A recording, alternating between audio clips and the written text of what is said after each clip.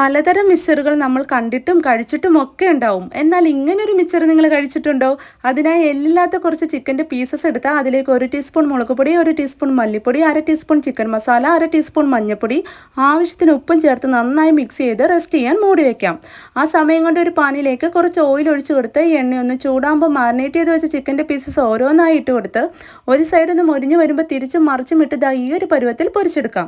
ഇനി അതേ എണ്ണയിലേക്ക് നൈസായിട്ട് സ്ലൈസ് ചെയ്ത് വെച്ച മീഡിയം വലുപ്പത്തിലുള്ള ഒരു സവോള ഇട്ട് കൊടുത്ത് വറുത്ത് കോരി മാറ്റാം.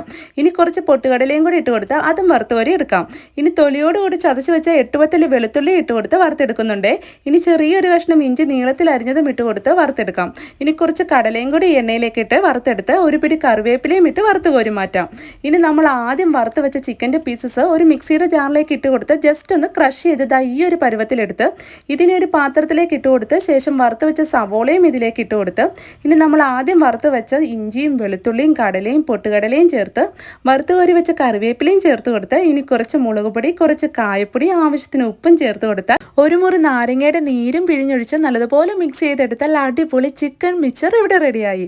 അപ്പോൾ ഈ മഴയത്ത് ഒരു കട്ടനൊക്കെ വെച്ച് കഴിക്കാൻ പറ്റിയ സൂപ്പർ ടേസ്റ്റി ഐറ്റമാണ്. അപ്പോൾ എല്ലാവരും ഒന്ന് ട്രൈ ചെയ്ത് നോക്കുക. ഇതേപോലുള്ള ഈസി ആൻഡ് ടേസ്റ്റി റെസിപ്പീസിന് ഈ പേജ് ഫോളോ ചെയ്യാനും ലൈക്ക് ചെയ്യാനും മറക്കല്ലേ. ഇത്തരം ഈസി ആൻഡ് ടേസ്റ്റി റെസിപ്പീസുമായി നമുക്ക് വീണ്ടും കാണാം. Okay, by.